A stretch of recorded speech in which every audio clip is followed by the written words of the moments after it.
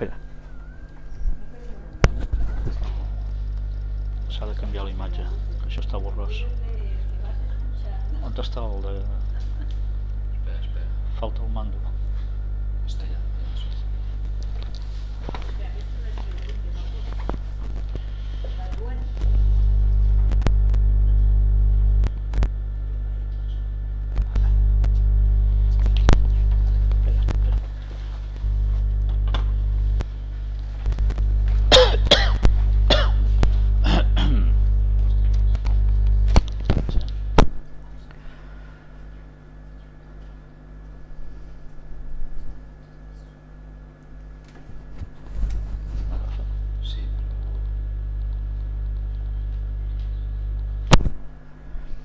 Bien, vamos a empezar la parte número 15 sobre la elección del Papa Francisco y una vez más voy a remitiros a que miréis bien la imagen que tenéis aquí enfrente vuestro.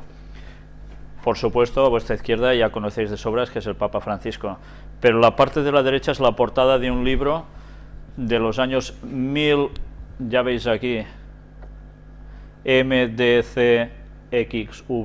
¿A qué corresponde esto? 1615. Y es la portada de un libro, que no es un libro cualquiera, sino es un libro de una importancia impresionante. Y tan impresionante, sobre todo ¿para quién? Para los jesuitas. Es los ejercicios espirituales que Ignacio de Loyola escribió y en el cual todos los jesuitas son versados. Vamos a mostrar hoy, precisamente, si Dios quiere, después del repaso de estas últimas noticias de esta semana sobre el Papa Francisco, nos adentraremos en esos ejercicios espirituales, cuándo fueron escritos, bajo qué circunstancias y algunas cosas más. Vamos ya sin más a entrar con esta noticia. Ya sabéis que el embajador de Arabia Saudí fue a ver al Papa en abril de 2013, día 17, y no sé si percibís algo en esta imagen. No voy a hablar de qué es lo que trataron y dejaron de tratar, sino qué veis en la fotografía. ¿Se están dando el pie? No, se están dando la mano, ¿verdad? ¿Y no notáis nada raro en esa salutación con la mano? ¿Vosotros os dais la mano así, habitualmente?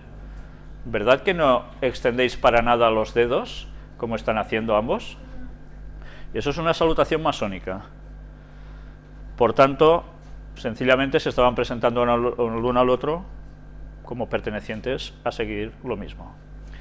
Pero bien, después de este inicio, de esta noticia que ya veis, le doy las gracias a la persona que me lo pasó, porque yo en un principio no lo había visto, vamos a hablar una vez más de lo que antes hemos hecho mención en el repaso de las noticias de actualidad durante esta semana, y es la limpieza, entre comillas, en la Banca Vaticana.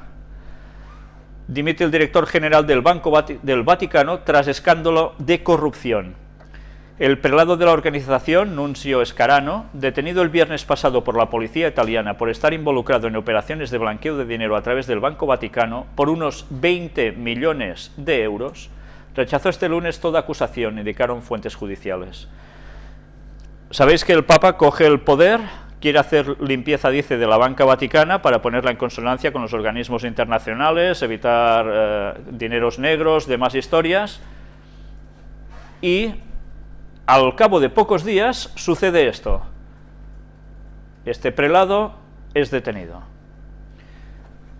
El director general y el director adjunto del Banco Vaticano dimiten por el caso de corrupción. ¿Veis cómo se está haciendo una limpieza allí dentro? Y la situación, mirad, la semana pasada el Papa Francisco nombró una comisión pontificia de 5 miembros para analizar precisamente las actividades del Instituto de Obras Religiosas, el IOR, conocido como el Banco Vaticano. Esta decisión fue conocida apenas 2 días antes de saber que un alto prelado italiano fue detenido junto a un agente de los servicios secretos y un intermediario financiero por fraude y corrupción. Scarano, responsable del Servicio de Contabilidad de la Administración del Patrimonio de la Sede Apostólica, APSA, había sido suspendido por el Vaticano de todos sus cargos, después de que se conociera que la Fiscalía de Salerno la investigaba por blanqueo de dinero por un caso de cheques justificados con donaciones de origen poco claro. Ya ves cómo está sucediendo algo allí dentro. Pero ¿esto es una mala imagen o una buena imagen para el Vaticano?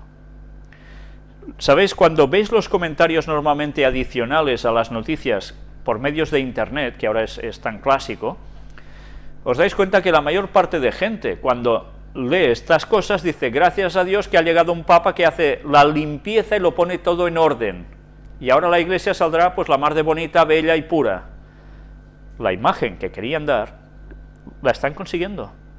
Siempre hay otros, evidentemente, que dicen, ¿veis? Todo está corrupto en el Vaticano. Bueno, pues tienen razón. Pero claro, la imagen que se está cogiendo a nivel internacional, y es la que más van a trabajar los medios, es precisamente esta, que se está haciendo una limpieza. ¿Y esto qué es? Moral.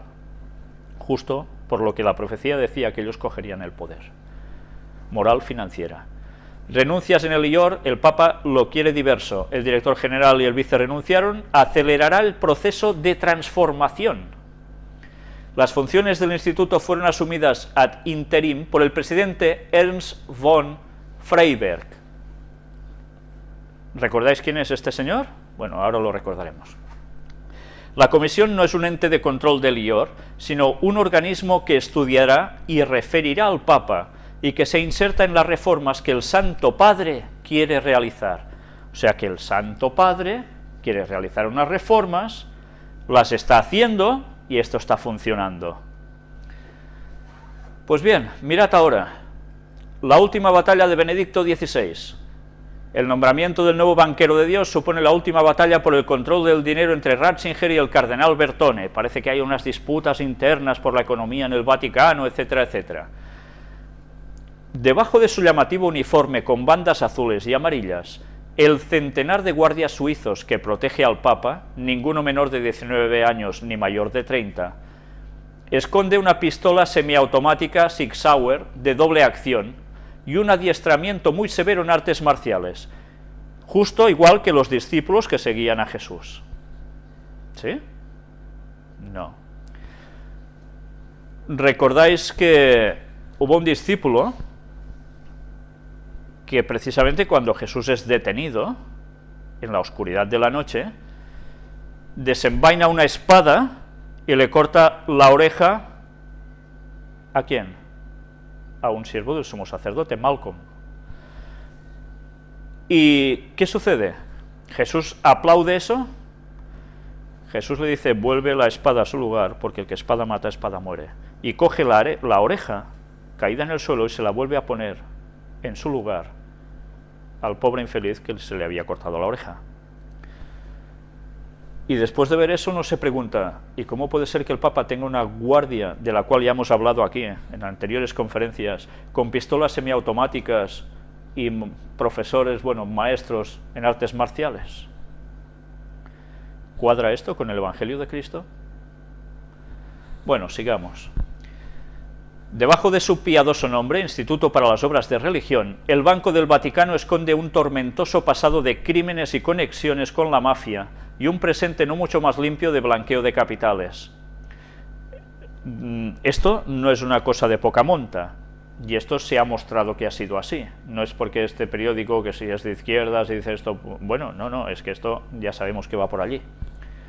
Debajo, en fin, de las bellas palabras que el secretario de Estado, Monseñor Tarcisio Bertone, dirigió a Benedicto XVI durante la celebración del miércoles de ceniza, se esconde una vieja guerra de poder llevada hasta el límite mismo de la renuncia. Ya veis que nos estamos situando en esos momentos de la renuncia de Benedicto XVI. Mirad ahora. El nombramiento in extremis del barón Ernest van Freiberg, caballero de la poderosa Orden de Malta y constructor de buques de guerra, como nuevo presidente del Banco del Vaticano, supone sin lugar a dudas el capítulo final de esa guerra. ¿Recordáis quién era este señor? Lo estuvimos mostrando aquí. Constructor de buques de guerra y además poderoso caballero de la Orden de Malta, aunque aquí pone caballero de la poderosa Orden de Malta. Evidentemente no cogen a nadie porque sí. Ya sabéis que la Orden de Malta, bueno, hemos hablado varias veces sobre ella, y es precisamente algo que es básico para el buen funcionamiento de la Iglesia Católica en el mundo. Pues bien, de aquí sale ese personaje que es el que ahora va a mandar sobre Elior. Pues nada, hacer buques de guerra, muchachos, hacer buques de guerra, que eso es muy cristiano. El artículo es muy bueno, nos vamos a parar también aquí.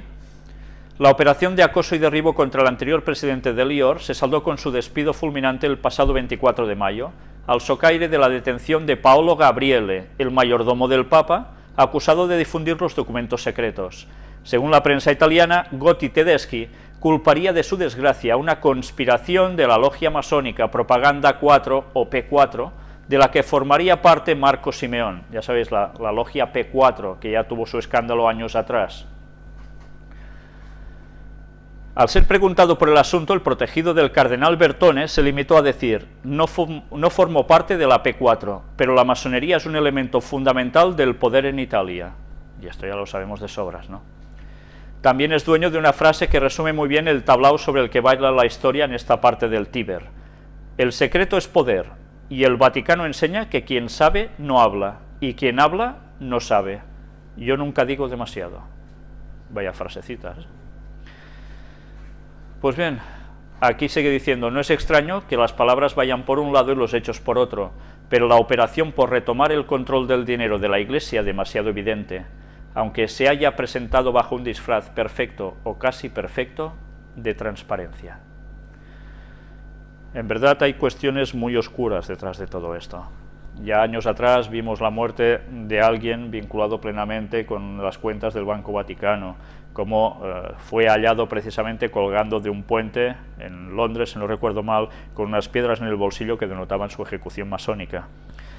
Pues bien, todo eso ahora el Papa lo está limpiando y está utilizando a gente de la Orden de Malta, que ya sabemos cómo funcionan. Pues ahora, ¿qué va a suceder? Que ellos van a ser el emblema a seguir para los demás. Ellos se limpian en la economía y piden que la economía tiene que ser para el pueblo. El Papa de los pobres. La Iglesia va a cambiar.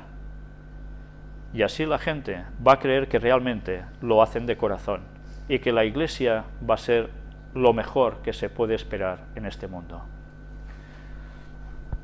El Papa y los sindicatos. Ya sabéis que presentamos una conferencia sobre quién creó los sindicatos, salieron del mismísimo Vaticano, incluso los comunistas. Aquí lo demostramos. Pues bien, mirad qué noticia. Un abrazo alienta las versiones de una mediación del Papa para unir las CGT. El Papa Francisco le habría transmitido a los sindicalistas que lo visitan en el Vaticano que su deseo es ver una CGT unida antes de fin de año. En Mar del Plata se unieron Hugo Moyano y Antonio Caló en un abrazo ante las cámaras. Bueno, dos tendencias distintas, el Papa media para que se fusionen, que vayan juntitos con los sindicatos, todos unidos. Bien, pues, ¿quién está moviendo el hilo? ¿Quién tiene el poder sobre los sindicatos? Una vez más, se está mostrando, ¿no? Y aquí tenéis su primera encíclica, que en verdad, bueno, mirad, Vaticano anuncia que el Papa Francisco dará a conocer su primera encíclica este viernes, y ya la ha dado a conocer. Y la encíclica es una carta solemne sobre asuntos y doctrinas de la Iglesia dirigida por el Papa a los obispos y fieles del mundo. La del Papa Francisco se llamará Lumen Fidei. Dicen que es escrita a 4 manos porque prácticamente ya la tenía hecho, dicen, Benedicto XVI, y él da unas pinceladas, y como ahora el otro Papa ya no tiene el poder, digámoslo así, de poder hacer una encíclica porque ya no es Papa en funciones, la tendría que terminar este Papa actual, el Papa Francisco, y pasa a ser su encíclica. Yo ayer estuve repasando toda la encíclica de arriba abajo y va bastante destinada a un aspecto, entre otras cosas, la familia. Y ya sabéis que precisamente la familia va a ser el bastión en el cual ellos van a hacer su incidencia para terminar proclamando la ley dominical para conseguir el día de reposo único para todo el mundo, que es el domingo y no precisamente el sábado de Dios. Sigamos, a por los jóvenes y a por Asia. Pues si sois jóvenes ya podéis empezar a temblar, y si estáis en Asia, también. Francisco no teme que las protestas en Brasil perturben su visita a Río de Janeiro.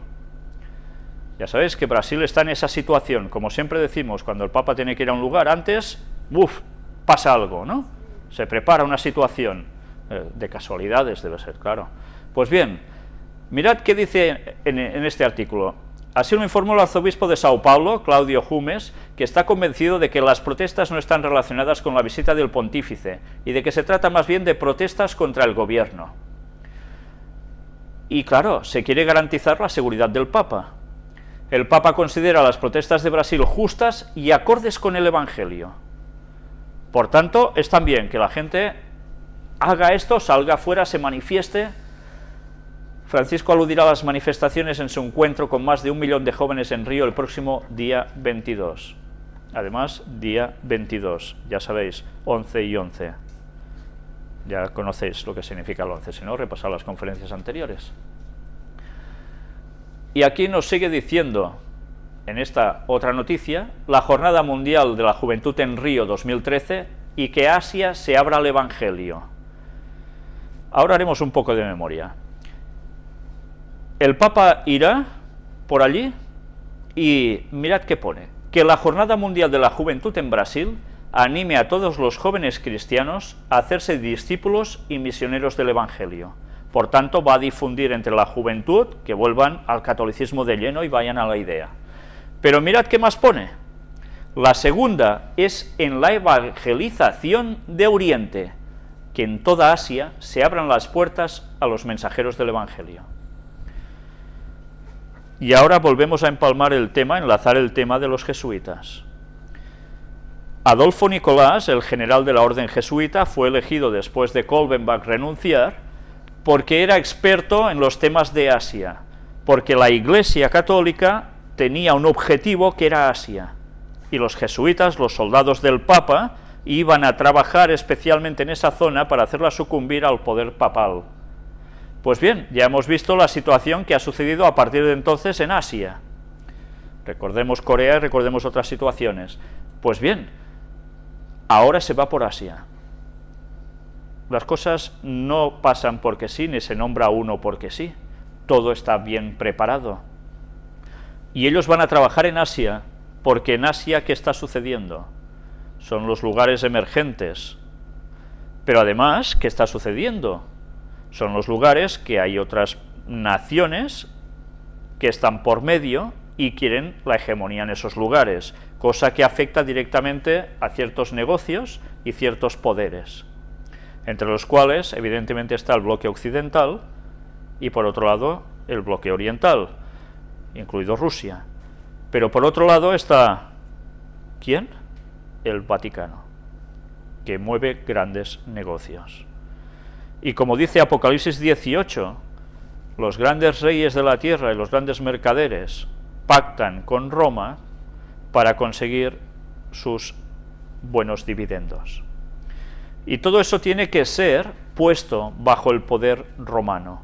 Y todo eso tiene que servir para que ellos tengan el predominio en todos los continentes. Ahora van por la juventud, sobre todo de Latinoamérica, pero no dejan a Asia de lado. Vayamos viendo cómo se van desarrollando los acontecimientos, porque años quedan pocos y grandes cosas vamos a ver. El Vaticano pide a Brasil casi 40 millones de dólares más para la visita papal. ¿Quién lo iba a pagar esto? ¿El Papa iba a sacar el oro de las iglesias para venderlo y poder ir allí? ¿Creíais eso acaso? Pero si es el Papa de los pobres, pues bueno, el pueblo ya pagará su visita. El Vaticano podría haber solicitado a Brasil que colaborara con unos 39 millones de dólares para cubrir un déficit en el presupuesto para la visita del Papa Francisco a Río de Janeiro durante la Jornada Mundial de la Juventud del 22 al 29 de julio. Que el 29 también suma 11, claro. Aquí nos explica un poco todo esto. La verdad es que el dinero se dispara. Según señalan medios brasileños, el Vaticano ha estimado que hacen falta más de 66 millones de dólares. Pero las autoridades brasileñas respondieron que no podrán aportar los 39 millones de dólares que les piden, puesto que dicen ya han colaborado con más de 60 millones de dólares de dinero público para un evento presupuestado en 150 millones. es igual, si hay hambre en el mundo, ¿qué importa? Pero no era la Iglesia para los pobres, no era el Papa de los pobres. ¿No es la vergüenza del mundo acaso esto? Pero bien, ¿qué vamos a hacer? Las profecías se tienen que cumplir y ellos harán lo que tienen que hacer, es lógico. Ecumenismo. El Papa impuso el palio a los arzobispos y reafirmó la unidad de la Iglesia. ¿Sabéis? Aquí se nos habla de qué es el palio, lo estuvimos mostrando también en la conferencia anterior. Ya sabéis, es esa cosita que se pone alrededor del cuello colgando con unas tiras que tienen 5 cruces que simbolizan las llagas de Jesús, de color negro para los arzobispos, de color rojo para el Santo Padre. Y luego nos sigue hablando de que eso es el palio símbolo de comunión con el sucesor de Pedro, principio y fundamento perpetuo y visible de la unidad de la fe y de la comunión, y añadió que el Vaticano II, refiriéndose a la estructura jerárquica de la Iglesia, afirma que el Señor con estos apóstoles constituyó una especie de colegio o grupo estable, y eligiendo de entre ellos a Pedro lo puso al frente de él. ¿Eso hizo Jesús? No. Jesús no puso a Pedro al frente de él, aunque utilicen el famoso texto que ya hemos demostrado que no se aplica como ellos dicen. Pues bien, aquí va hablando de todo lo que estuvieron haciendo, pero lo curioso de este evento tan católico es que no era para católicos solo. Mirad, animaron la celebración el coro alemán luterano, pero los luteranos no son protestantes, no siguieron a Martín Luther, el reformador de la Edad Media. ¿Y qué hacían allí? Si Lutero tuvo que huir porque lo iba a asesinar el Vaticano. Bueno, pues ahora, después de esos 500 años, se plantan allí a cantar como si nada. Ya están tranquilos todos juntos, que no pasa nada. Pero no fueron los únicos. Evidentemente, esto ya había sucedido antes, con el coro de Westminster, de la Catedral de Westminster, y con el anglicano de Westminster Abbey, pero además también allí había más gente, entre los cuales también estaban los ortodoxos, cómo no. Por tanto, además, él hace referencia a la variedad en la Iglesia, que es una gran riqueza, se funde siempre en la armonía de la unidad, como un gran mosaico en que las piezas se juntan para formar el único gran diseño de Dios. Y esto debe impulsar a superar siempre todo conflicto que hiere el cuerpo de la Iglesia, unidos en las diferencias, recordó el Papa. Pero no todo termina así. La estatua bronce de San Pedro, ubicada en el costado derecho de la basílica y cerca del dosel del Bernini, estaba con los paramentos papales y la mitra que le visten en la víspera y en el día de la festividad odierna, y también en febrero en la festividad de la cátedra. ¿Recordáis en la conferencia anterior, cuando estuvimos hablando de esta estatua de Pedro, quién era en verdad? Que era Hércules, que era Júpiter, que no era Pedro. Pues encima lo visten con todo esto. ¿Por qué? Pues porque están haciendo eco de esa divinidad pagana. Y la gente cree que están haciendo un bien a Pedro. Increíble, ¿eh? ¿Qué está llamado a confirmar el obispo de Roma? Se interrogó el Santo Padre y respondió: ante todo, confirmar en la fe. El Evangelio habla de la confesión de Pedro: tú eres el Cristo, el Hijo del Dios vivo. Una confesión que no viene de él, sino del Padre Celestial. Y con esta confesión Jesús le dice: tú eres Pedro, y sobre esta piedra edificaré mi iglesia. Y ellos entienden, una vez más lo repito, que Pedro es el pilar de la iglesia, cuando el texto nos hablaba de que se estaba refiriendo a Cristo mismo, que la iglesia se edificaría sobre Cristo, que es la roca. Y el Papa, al recordar el Evangelio leído, advirtió: cuando dejamos que prevalezcan nuestras ideas, nuestros sentimientos, la lógica del poder humano, y no nos dejamos instruir y guiar por la fe, por Dios, nos convertimos en piedras de tropiezo. Y añadió que a la fe en Cristo es la luz de nuestra vida de cristianos y de ministros de la Iglesia. O sea que hay que dejarse seguir, instruir, guiar, si no vamos a ser piedras de tropiezo. Y concluyó: confesar al Señor dejándose instruir por Dios, consumarse por amor de Cristo y de su Evangelio, ser servidores de la unidad. Por tanto, si no sois servidores de esa unidad, vosotros sois piedras de tropiezo. Estad atentos a esto, porque esto tiene una repercusión. Estos, queridos hermanos en el episcopado, son las consignas que los santos apóstoles Pedro y Pablo confían a cada uno de nosotros, para que sean vividas por todo cristiano. Nos guíe y acompañe siempre con su intercesión, atención a esto, la Santa Madre de Dios, Reina de los Apóstoles, reza por nosotros. Y esto lo está hablando a católicos, a ortodoxos y a luteranos, a protestantes, cuando los protestantes jamás tienen que aceptar que la Virgen está en el cielo intercediendo por nosotros, que ese papel lo hace Cristo. Y aquí, ¡pam!, él ya lo pone para todos. Al término de la emocionante ceremonia, el Santo Padre se dirigió a venerar la tumba de San Pedro, situada debajo del altar principal, acompañado por los religiosos ortodoxos. Al volver a la basílica, el Papa abrazó a los representantes de la Iglesia de Oriente, abrazo de fuerte valor simbólico. ¿Qué quiere decir esto? Que se van a unir. ¿Bajo quién? Bajo el poder papal, sometidos al Papa. Y esto no sé si lo sabíais. ¿Nobel de la Paz? ¿Quién? Papa Francisco será propuesto para recibir el Nobel de la Paz. No está mal, ¿eh? Al escuchar la propuesta para el premio, Francisco dijo que nunca acepta títulos honoris causa ni otras distinciones, pero que tratándose de familiares de víctima del atentado de la AMIA no podía oponerse. ¿Recordáis qué sucedió? El atentado de la AMIA era de una mutual judía, y ya sabéis que él tiene una gran relación con los judíos. Él fue, cuando era cardenal en Buenos Aires, precisamente el que estuvo al lado de los judíos que fueron impactados y agravados por este grave desastre, este atentado. Pues ahora, en reconocimiento, los judíos lo van a proponer para que sea el Nobel de la Paz. Y él dice, no, honoris causa no, porque yo soy muy humilde, pero esto del Nobel de la Paz, mira, como que sí. Porque además, incluso la única afectada porque murió su hijo en ese atentado, que no era judía, pues lo reconoció también al Papa como, vamos, lo necesario y bueno, ¿no? Pues ya veis, a ver si vamos a tener la sorpresa y este año nos viene un Nobel de la Paz, que es precisamente el Papa Francisco. Bueno, no lo hemos visto también de Obama, ya, ¿qué podemos esperar? Santos. El Vaticano anuncia que los papas Juan Pablo II y Juan XXIII serán proclamados santos. Van por faena, ¿eh? Aquí hay que hacer santos como sea.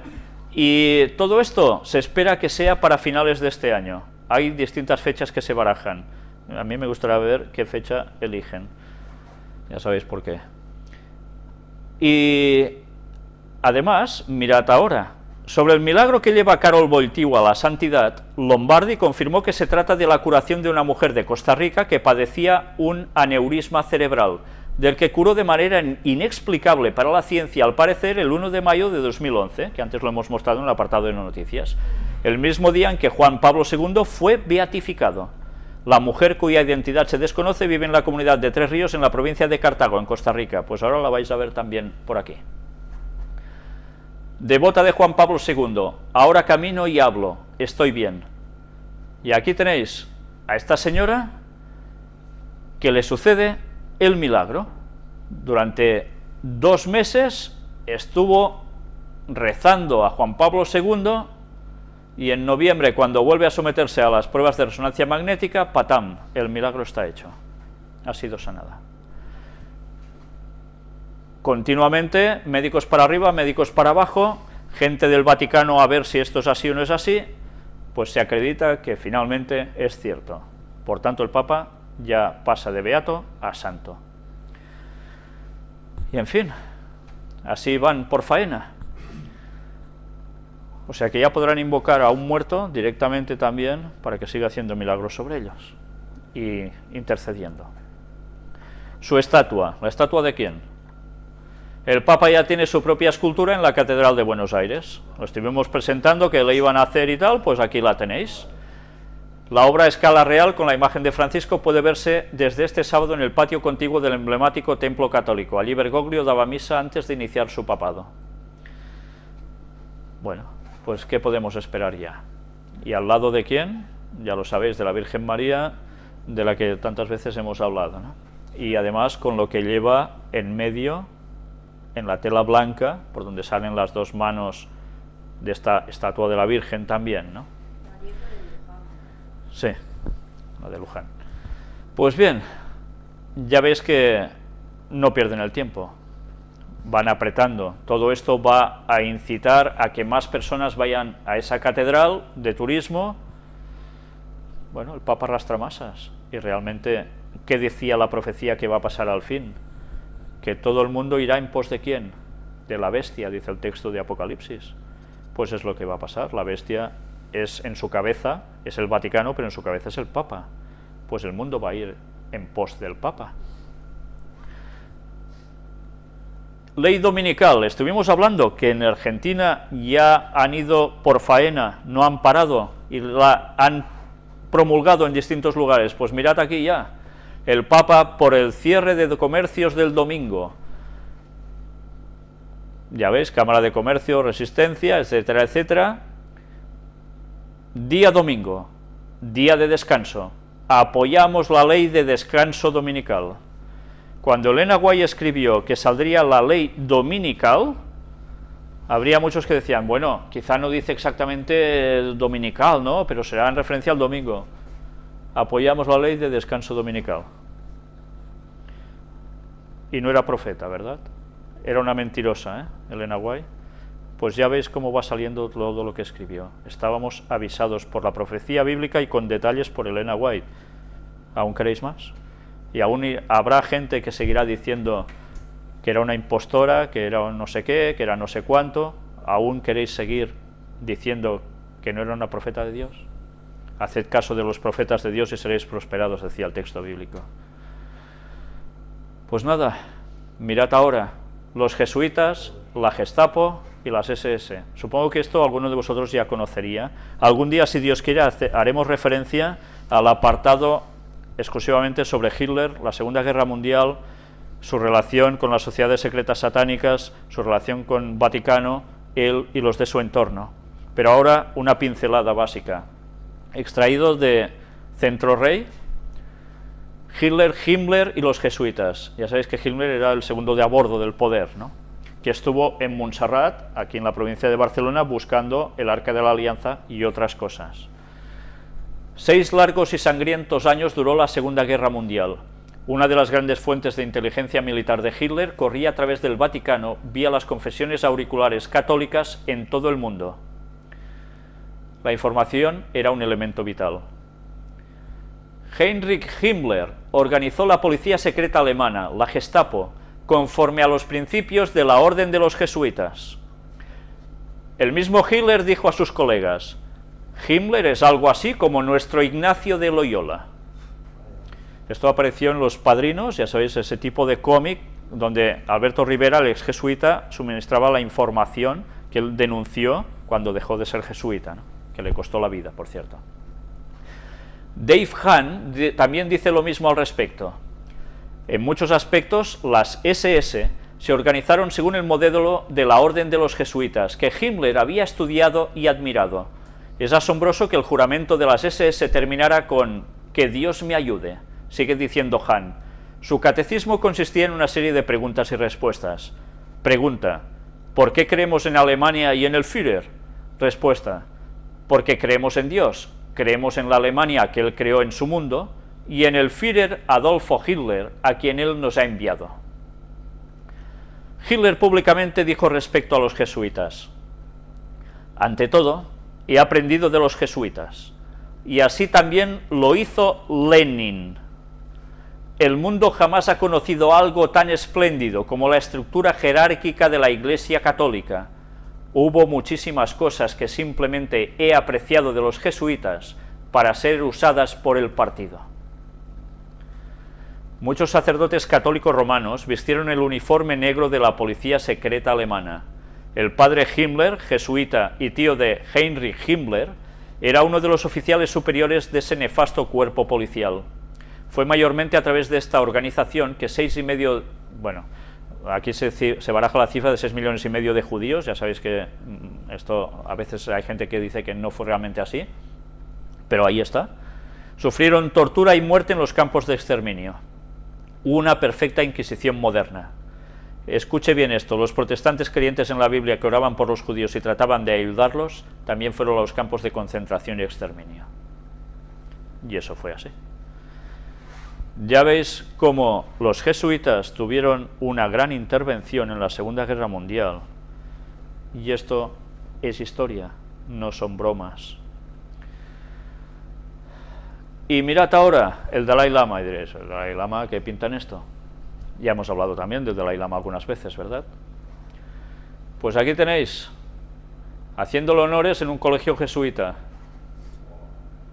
Es del año 2011, pero valía la pena mostrarlo. ¿Acaso creéis que es tan distinto una cosa de la otra? ¿O todo va asociado? Ya lo estuvimos mostrando aquí. Es interesante, cuando esto se traduce, aquí nos empieza a explicar un poco cómo ha ido este proceso, pero al final, a ver si os encuentro esto, mira, Dalai Lama pide a las religiones para compartir la sabiduría como fórum con sede en Jerusalén, y se reúne en la India, en Jerusalén. Y diréis, ¿y qué tiene que ver el Dalai Lama con Jerusalén?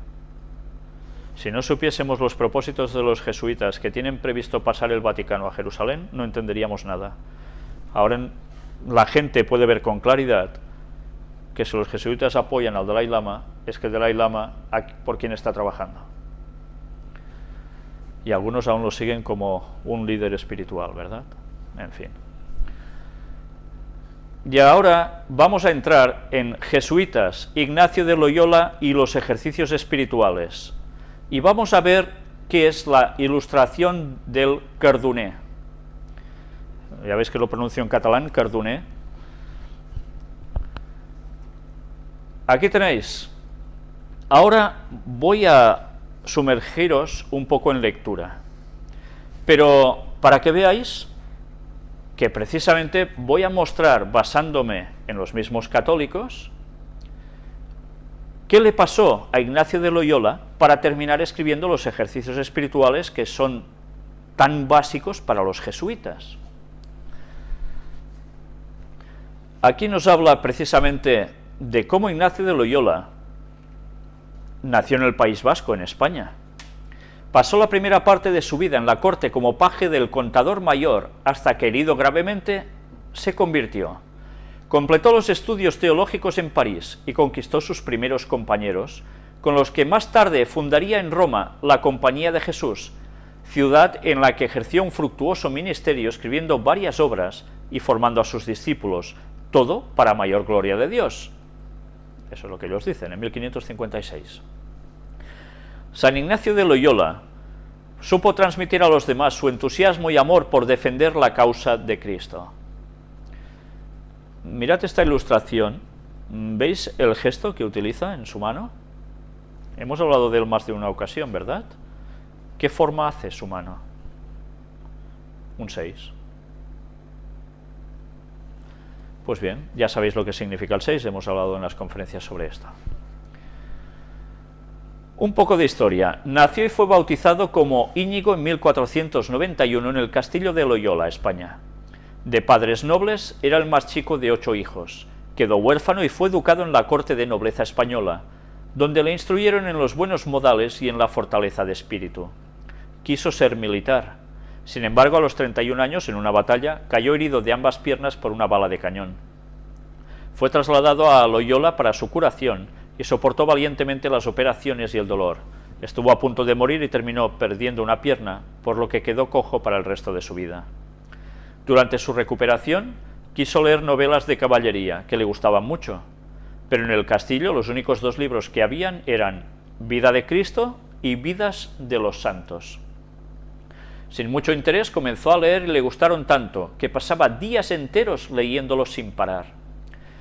Se encendió en deseos de imitar las hazañas de los santos y de estar al servicio de Cristo. Pensaba, si esos hombres estaban hechos del mismo barro que yo, también yo puedo hacer lo que ellos hicieron. Una noche, Ignacio, atención porque ya empezamos con las cuestiones vitales, Ignacio tuvo una visión que lo consoló mucho. La Madre de Dios, rodeada de luz, llevando en los brazos a su Hijo, Jesús.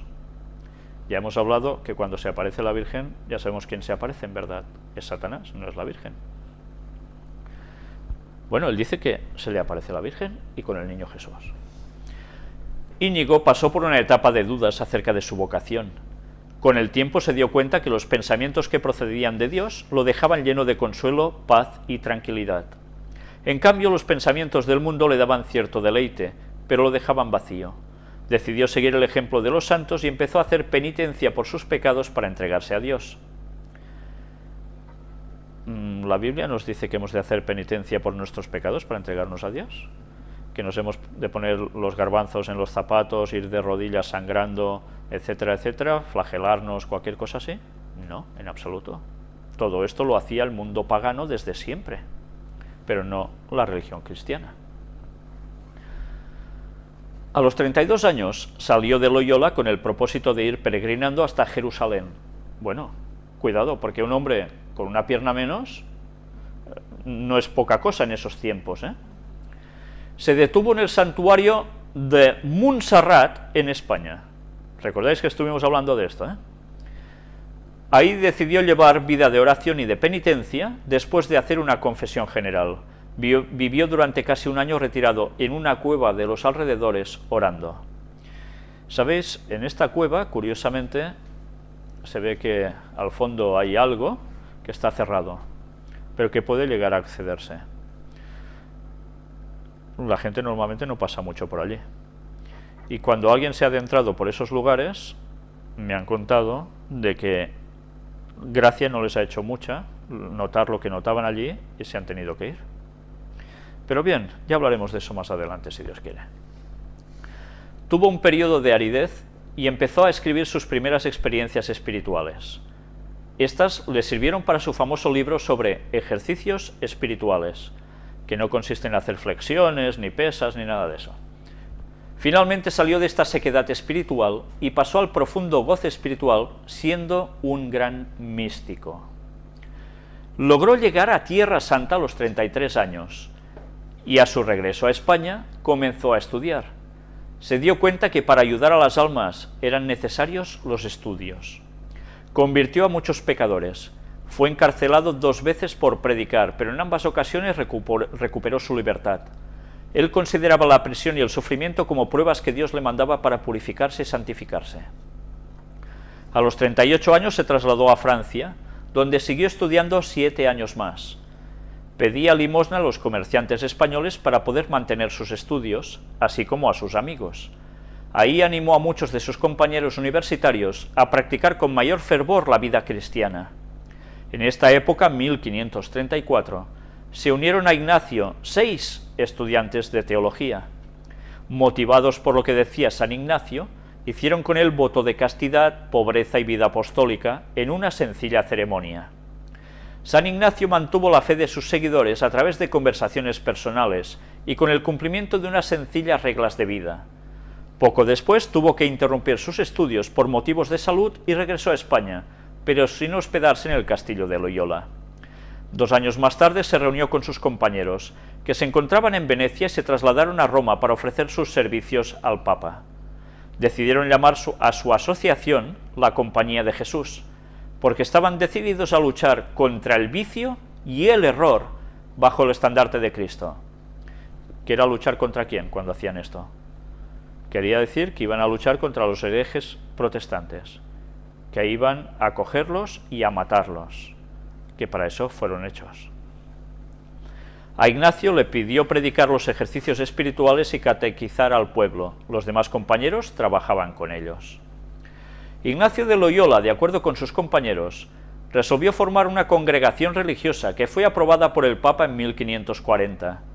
Añadieron a los votos de castidad y pobreza el de la obediencia. Este es básico, el de la obediencia, con el que se comprometían a obedecer a un superior general, quien a su vez estaría sujeto al Papa, y que en verdad ya sabemos, como está sucediendo ahora, que el general de la orden jesuita es el jefe del Papa, literalmente, porque el Papa no es el general de la orden jesuita, aunque es jesuita también. Por tanto, ¿quién obedece a quién? La Compañía de Jesús tuvo un papel muy importante en contrarrestar los efectos ¿de quién? De la reforma religiosa encabezada por el protestante Martín Lutero, y con su esfuerzo y predicación volvió a ganar muchas almas para la única y verdadera Iglesia de Cristo. Si os estáis dando cuenta, fueron hechos para contrarrestar la reforma protestante de Martín Lutero. Habéis visto antes en la noticia el ecumenismo con quién estaban, con los luteranos. Por tanto, la primera lucha la hicieron con armas. Y al final, ¿cómo han conseguido su propósito final? Por tratos. Y así se los han ganado. Y así han conseguido hacer ya prácticamente de estas dos partes una de sola. Ignacio pasó el resto de su vida en Roma, dirigiendo la congregación y dedicado a la educación de la juventud y del clero, fundando colegios y universidades de muy alta calidad académica. ¿Sois conscientes de que esto aún sigue en vigencia? Los mejores centros, los más capacitados, son los de los jesuitas. Es donde hay una gran calidad de enseñanza. Pues bien, ¿por qué es así? Porque ellos saben que pueden instruir además a los que vayan allí, dándoles sus conocimientos, infundiéndoles sus cuestiones de un modo sutil, y una de dos: o te vas a hacer jesuita o vas a quedar impregnado y contaminado de lo que ellos han dicho y tú ni te has enterado. Y así van preparando las mentes de la gente, especialmente de los que estudian, para que vayan sucumbiendo al ecumenismo. Para San Ignacio, toda su felicidad consistía en trabajar por Dios y sufrir por su causa. El espíritu militar de Ignacio y de la Compañía de Jesús se refleja en su voto de obediencia al Papa, máximo jefe de los jesuitas. Su libro de ejercicios espirituales se sigue utilizando en la actualidad por diferentes agrupaciones religiosas. Después vais a ver cómo precisamente hemos extraído de Noticias Católicas que esto sigue en vigencia, y finalmente vamos a pasar un testimonio que es realmente impresionante, corto pero impresionante. San Ignacio murió repentinamente el 31 de julio de 1556. Fue beatificado el 27 de julio de 1609 por Pablo V y canonizado en 1622 por Gregorio XV. Y aquí tenéis los ejercicios espirituales. Y diréis, ¿y qué es esto de la ilustración del Cardoner, del Cardoner? ¿Qué es? Hemos visto que él estuvo, ¿dónde? En Montserrat. Y hemos visto que lo que él tuvo fue una visión de la Virgen y de Jesús con el niño que lo motivó a hacer todo esto. ¿Le sucedió algo más? ¿Le sucedió algo más que le llevó a escribir los ejercicios espirituales que después iremos mostrando aquí? ¿Cómo vamos de tiempo? Vamos a seguir un poco más, llegaremos aproximadamente sobre la hora y nos vamos a detener aquí, porque vamos a sentar unas bases que nos van a servir para cerrar luego todo un capítulo. Aquí hay la autobiografía de San Ignacio de Loyola, y mirad en una extracción de puntos que se pueden ver aquí. 35. Una vez iba por su devoción a una iglesia que estaba a poco más de 1 milla de Manresa, donde está Montserrat, que creo yo que se llama San Pablo, y el camino va junto al río Cardoner, por eso la visión del Cardoner, en el río Cardoner. Y yendo así en sus devociones, se sentó un poco con la cara hacia el río, el cual iba hondo, y estando allí sentado, se le empezaron a abrir los ojos del entendimiento. ¿Sois conscientes de que está diciendo los ojos del entendimiento? ¿No recuerda nada esto de todo lo que habéis visto en las conferencias hasta ahora? A mí sí. ¿Qué dice la masonería? ¿Qué dice el espiritismo, la banda del New Age y demás? Ese ojo espiritual en nuestra mente que nos ayuda a discernir lo espiritual, etcétera, etcétera, y por donde se comunica una fuerza de fuera con nosotros y nosotros con ella. Bien, vamos a ver todo esto.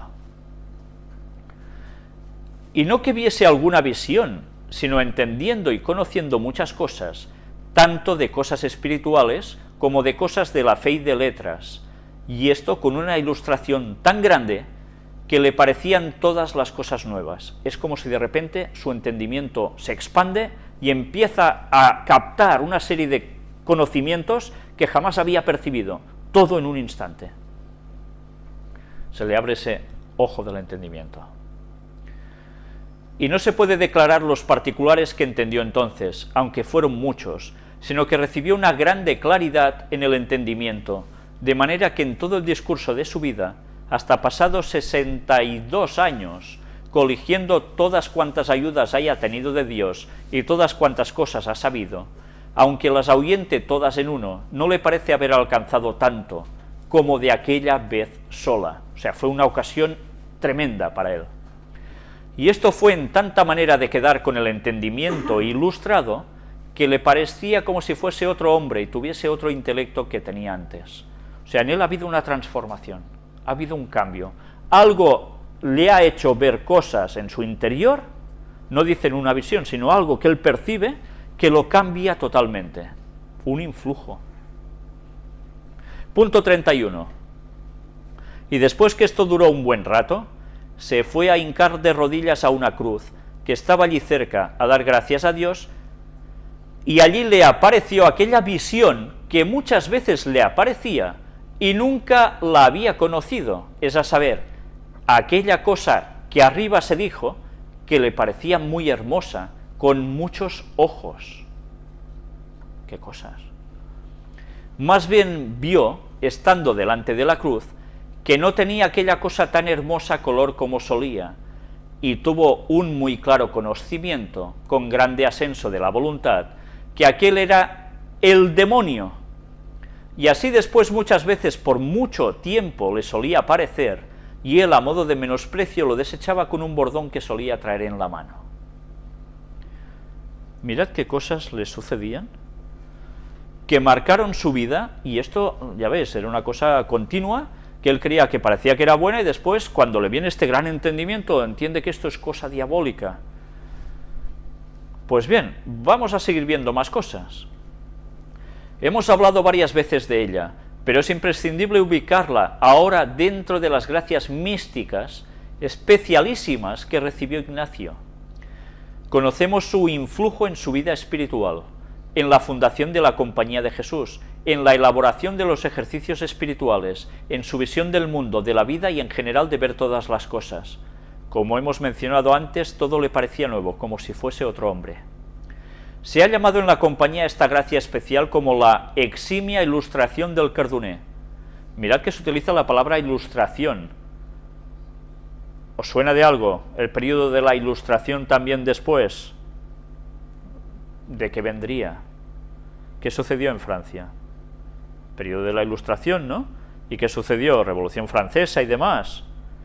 Ya sabéis que, ya lo hemos contado en más de una ocasión, precisamente los jesuitas estuvieron detrás de todo esto, y la masonería. Pues bien, vamos a ver más cosas. Ya veis cómo poco a poco vamos cogiendo detalles de un lugar y de otro que nos ayudan a componer este tremendo puzzle. El padre González de Cámara nos cuenta que Ignacio, al responderle a preguntas que le había planteado sobre unos puntos de las constituciones, le dijo: a estas cosas todas se responderá con un negocio que pasó por mí en Manresa. Un negocio que pasó por él en Manresa. ¿A qué se refiere? A algo que él vivió, sintió, y eso le iba a dar las respuestas a lo que le cuestionaban. Algo sobrenatural. La ilustración del Cardoner, en efecto, abarca toda la amplitud de la realidad, las cosas de la vida espiritual, es decir, los movimientos del espíritu en nuestra vida. Yo me pregunto, ¿de qué espíritu? ¿Del de Dios o del enemigo? Las cosas de la fe, es decir, las verdades reveladas en su armónica relación, las cosas de las letras, o sea, todo lo que constituye el objeto del conocimiento natural, tanto los objetos particulares como su conjunto, una visión sintética y orgánica. Los grandes comentaristas de la Compañía sobre el tema de la ilustración del Cardoner afirman en conjunto dos cosas: que fue una ilustración eximia del entendimiento. Esta ilustración le dio una visión sintética y orgánica de muchas cosas de su vida. O sea, a partir de ese momento cambia radicalmente su línea de pensamiento. Que la lección recibida fundamental fue la de poseer la plena capacidad del discernimiento espiritual. Gracias a esto, tiene una capacidad impresionante de saber discernir las cosas espirituales. Polanco decía que esta gracia le permitía penetrar con unos nuevos ojos del espíritu todas las cosas, divinas y humanas. O sea, que era capaz de leerte, de penetrarte mentalmente, de conocer algo de ti. Esto no es poca cosa, ¿eh? Esto es realmente muy fuerte, porque esto es espiritismo. Que esa mirada nueva y totalizante que recibe Ignacio constituye uno de los rasgos distintivos de la espiritualidad ignaciana. Esa mirada nueva y totalizante. Yo creo que realmente esa mirada que él tuvo para saber discernir estas cosas se le tenían que reflejar en su aspecto físico también. No solo es una cuestión espiritual. Sabéis que normalmente las personas que se ponen mucho en estas cosas, su cara también transmite algo distinto, su mirada lo refleja. Se dice que la mirada o los ojos son el espejo del alma. Realmente las miradas de las personas cambian cuando las personas se han puesto en terrenos satánicos. Seguramente los suyos también fueron una muestra de ello. Que a la luz de todo lo anterior podemos comprender cuál es el fundamento de la tradición que sitúa el origen de los ejercicios y de la compañía de Jesús en la ilustración del Cardoner. Comenta el padre Rambla que, con un don tan precioso de discernimiento, dispone Íñigo de un instrumento para interpretar la rica experiencia propia e irla convirtiendo en el método de búsqueda evangélica que son los ejercicios. Así puede afirmarse que los ejercicios proceden sustancialmente de la experiencia del Cardoner, por tanto vienen de un momento único, especial en su vida. Por lo que se refiere a la compañía transcurrirán muchos años e Íñigo no sabrá del todo a dónde quiere conducirle Dios con aquella nueva visión, pero la luz del Cardoner fue el foco con el que se desvanecieron tantas oscuridades hasta el momento de ver con claridad la fundación de la Compañía de Jesús. Los autores de la vida mística notan que estas ilustraciones intelectuales son fenómenos espirituales que acompañan con frecuencia y de diversas maneras a aquellos que ya están en la contemplación. No sé si sois conscientes de lo que acabo de leer. Vamos a leerlo con detenimiento. Los autores de la vida mística anotan que estas ilustraciones intelectuales son fenómenos espirituales que acompañan con frecuencia y de diversas maneras a aquellos que ya están en la contemplación. Que hay personas que se dedican a contemplar, a meditar, a hacer ejercicios espirituales, y sucede algo en ellos. Estas cosas los acompañan con frecuencia de diversas maneras. Les sucede algo, manifestaciones extrañas. ¿Os suena de algo esto? Las sustanciales, como la del Cardoner en Ignacio, consisten en la repentina infusión de una idea mental simplicísima, tan fecunda y luminosa, como compendiosa, en que el alma descubre a veces toda una larga serie de misterios, tan superiores al alcance humano, que ni siquiera después de conocerlos encuentra las más de las veces ninguna suerte de palabra o símbolos con que expresarlos o representarlos. Les viene un influjo en su mente, unos conceptos tan superiores que el hombre por sí no puede entender justo cuando hacen esto. ¿Recordáis qué sucede en todo el orientalismo? Cuando uno pone la mente en blanco, que deja la energía que entre en él, etcétera, etcétera, que bueno, eso es la pera, es lo máximo. Y empiezan a comprender cosas impresionantes y les suceden cosas raras, es exactamente lo mismo. San Juan de la Cruz afirma que son de un valor inapreciable y que en ellas no cabe el menor engaño. No cabe el menor engaño, yo diría que están precisamente en el gran engaño. El efecto que producen no es variable o pasajero, ni menos incierto o inconstante, o sea que eso perdura, ¿eh? Son seguras y eficaces y nunca se borran de la memoria, se realizan inmediatamente y el alma siente plena conciencia de la luz y energía que con ellas recibe para cumplirlas. La luz y la energía, volvemos a estar con lo mismo. Si no hubiésemos tocado todo el tema de puertas dimensionales, ahora no entenderíamos nada de todo esto. ¿Ves cómo temas que parece que nada tienen que ver van totalmente entrelazados? Espiritismo en estado puro. Estas personas caen en esa hipnosis satánica para siempre. nunca se borran de la memoria. ¿Sabéis lo difícil que es para una persona que ha caído en las garras de Satanás con estos métodos darse cuenta que es Satanás quien lo ha estado dirigiendo y que se debe apartar y abrazar la verdad que Dios le dice? Es una batalla prácticamente imposible de ganar. O se entregan totalmente a Dios o ya están vencidos, porque la hipnosis satánica está en ellos. Eso dura, dice, para siempre. Esto no son bromas, ¿eh? Quiere decir que ponerse con estos ejercicios espirituales, estás dando el acceso a Satanás en tu mente, para siempre.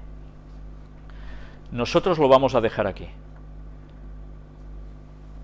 Los ejercicios espirituales de San Ignacio de Loyola. Aquí tenéis el libro donde se versan estos ejercicios espirituales que personas en la actualidad siguen haciendo. Entraremos en detalles, pero todo eso va a ser, si Dios quiere, en la próxima conferencia. Que Dios nos ayude a saber discernir, porque ya veis que los engaños de Satanás son sumamente sutiles. Que Dios os bendiga.